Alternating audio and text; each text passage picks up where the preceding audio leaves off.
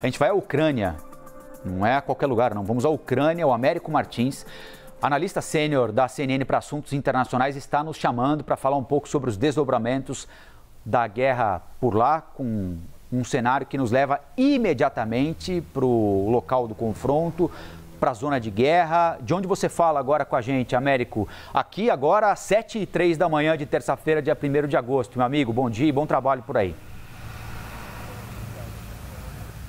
Bom dia, Colombo. Bom dia a todos que nos acompanham no Novo Dia. Agora, 1h03 da tarde, aqui onde eu falo na cidade de Izium, que foi uma cidade onde aconteceu um grande massacre de ucranianos. Fica a apenas 40 quilômetros da linha de frente. E eu vim agora há pouco da cidade de Kharkiv, que é a segunda maior cidade da Ucrânia, onde ontem à noite 7 drones russos tentaram ataques na cidade. Segundo as defesas da Ucrânia, 5 deles foram derrubados. Outros 2 atingiram ali alguns prédios, inclusive um refeitório de uma universidade.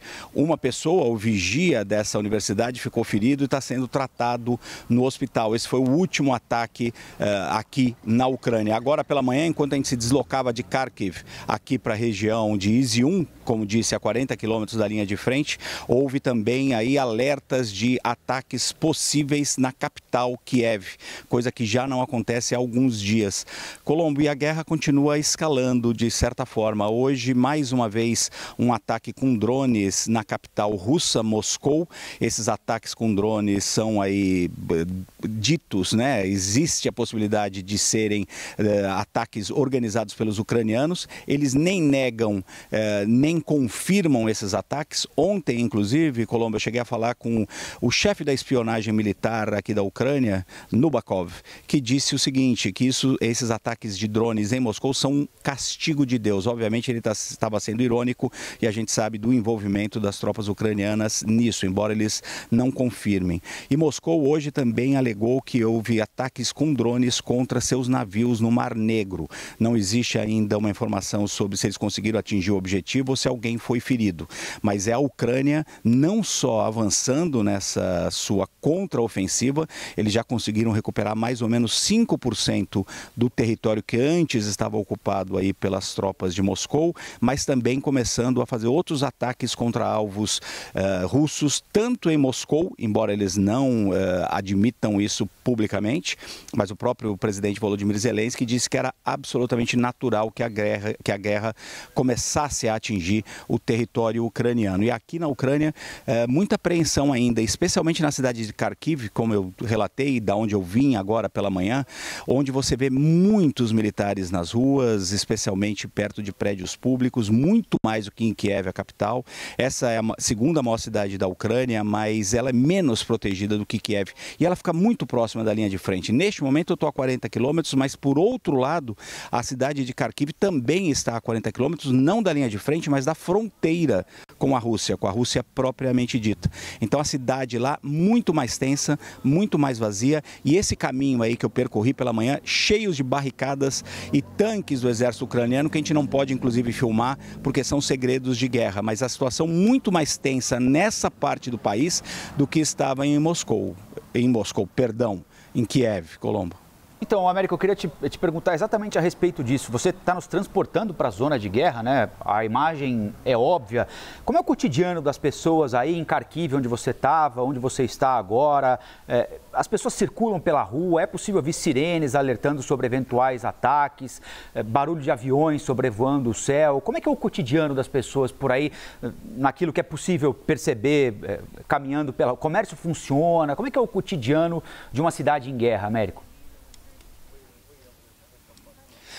Colombo, muito boa pergunta. Especialmente aqui na região de Kharkiv, o clima é muito mais tenso, mas muito mais tenso mesmo.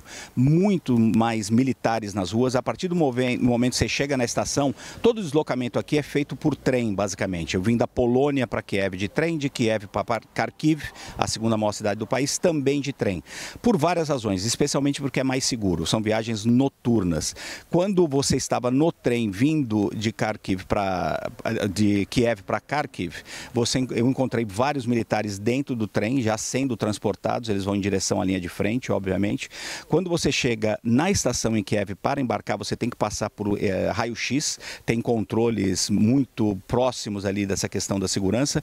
Quando você chega em Kharkiv, muitos militares espalhados na praça principal, aonde fica a estação de trem. Você circulando pela cidade até vir aqui na região que eu estou, em Izium, você passa por muitos prédios que foram atingidos. A cidade de Kharkiv, especialmente no seu centro, tem muitas janelas que foram trocadas basicamente por pedaços de madeira, aqueles tapumes de madeira, porque quando existe uma explosão, né, Colombo, existe um deslocamento de ar muito potente e também tem os pedaços da explosão que se dispersam por uma área muito grande. Eles arrebentam os vidros. Então, o centro de Kharkiv, de novo, segunda maior cidade da Ucrânia, metade, pelo menos, dos prédios tem, na verdade, tapumes de madeira aonde ficavam os vidros que foram todos destruídos.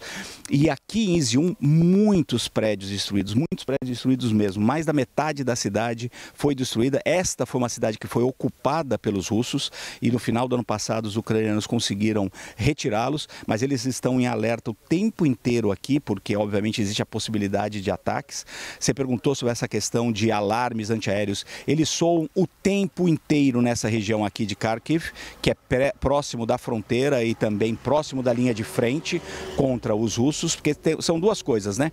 A linha de frente está mais ao leste e sul da Ucrânia e Kharkiv é uma cidade que fica um pouquinho mais ao sul dessa linha de frente e muito próximo da fronteira. A linha de frente, na verdade, está até um pouco mais distante de Kharkiv, mas por ser uma cidade grande, uma cidade estratégica, uma cidade que os russos tentaram controlar, eles chegaram quase a fazer um círculo total em volta da cidade, ela ainda é muito atacada. Ontem, como acabei de relatar, essa mesma cidade sofreu 7 ataques de drones, 2 que acabaram atingindo prédios. Você perguntou também sobre as pessoas. As pessoas tentam levar uma vida normal, mas nitidamente é uma vida muito mais tensa nessa região aqui em Kharkiv do que na capital Kiev. Tem algumas razões para isso, Colombo. A primeira delas é que a capital é muito mais bem protegida, especialmente por baterias antiaéreas que foram, obviamente, transportadas para lá pelos aliados da OTAN, especialmente os americanos. Então, os russos têm bombardeado Kiev, têm tentado bombardear, pelo menos nos últimos dias, com alguma insistência, mas essa defesa antiaérea é muito forte em Kiev, então o grau de acerto dos russos é muito menor. No restante do país, tem muito menos defesa antiaérea. Por exemplo, aqui em Kharkiv, onde uma pessoa ficou ferida ontem e no final de semana houve mortes, inclusive. Então, os russos estão até mudando um pouco de tática, começaram a atacar muito mais o sul do país, por exemplo. Aqui a região de Kharkiv tem ataques iminentes sempre. Enquanto a gente vinha de Kharkiv aqui para essa cidade de Izium, o meu celular, que tem um aplicativo ali mostrando sobre possíveis ataques, mostrou a possibilidade de um ataque, mas aí em Kiev, não nessa região. Agora, como eu disse, ontem à noite, 6 drones foram enviados para cá. É uma campanha insistente dos russos. As pessoas tentam manter uma vida normal, mas aqui, Kharkiv, por exemplo, que era a segunda cidade do país, perdeu metade da sua população. Eram 1.500.000 pessoas, hoje são aproximadamente 700 mil. Mas você sente no ar a tensão, até porque você vê muito mais barricada nas ruas, você vê militares circulando e essa coisa de prédios atingidos que você não vê no centro de Kiev e essa outra coisa que é muito impressionante, prédios inteiros, inclusive prédios familiares, onde as pessoas ainda estão lá com as janelas cobertas de madeira porque o vidro foi todo estilhaçado, Colombo. Américo Martins conversando com a gente ao vivo, direto da Ucrânia, 7h11 da manhã, no horário de Brasília, 1h11 da tarde do dia 1º de agosto, Onde é que você está mesmo, Américo? Izium, a 40 quilômetros da linha de frente contra os... Izium, transmissão perfeita, né? Deu uma negociada agora, transmissão perfeita, a CNN Brasil te leva para o fronte, para o campo de batalha. É impressionante, né? A gente recebeu o relato do Américo a partir da Ucrânia. É natural que com o tempo do confronto, com a distância também, a gente se dedique muito mais a questões diplomáticas, quem tenta viabilizar algum início de negociação entre russos e ucranianos, qual é o papel do presidente Lula, se ele acerta, se ele erra, se ele deixa de fazer, se ele peca por excesso, não é? falamos maciçamente sobre ataques aqui ou acolá, 6 mortos, tantos ataques, mas quando nós somos conduzidos lá para o campo de batalha, como o Américo fez agora, né?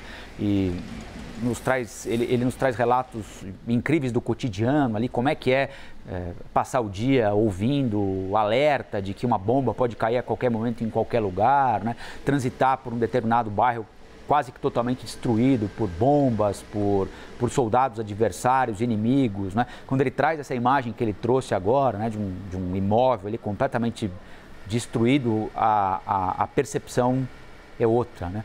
De como essas pessoas sofrem por lá e a gente não consegue nem chegar perto disso, né? Já já a gente volta lá para a Ucrânia para conversar de novo com o Américo.